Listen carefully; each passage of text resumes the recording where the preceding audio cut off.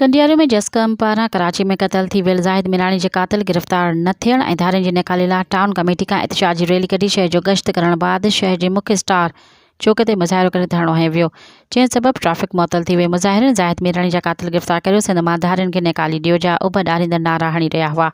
इन मौक़े ते हारून कल्होड़ो, सुल्तान घांगरो, ज़ुल्फ़कार मल्ला ऐं ॿियनि जो चवणु हो त कराची में नौजवान ज़ाहिद मिराणी खे सरेआम क़त्ल कयो वियो। सिंध दुश्मन ऐं सिंध संदसि क़ातिलनि लाइ गिरफ़्तारी सरापा एहतजाज बणियल आहे, पर हिन महिल ताईं ज़ाहिद मिराणी जे क़ातिलनि खे गिरफ़्तार नाहे कयो वियो। हुन चयो त सिंध में हथ वठी धारियुनि जी लोध आबाद थी रही आहे, जंहिंखे सिंध वासी कंहिं बि सूरत में क़बूल न कंदा। हुननि मुताबिक़ कयो त ज़ाहिद मिराणी जे क़ातिलनि खे गिरफ़्तार करे धारियुनि खे निकाले ॾिनी वञे, ॿी सूरत में सख़्तु एहतजाज कयो वेंदो।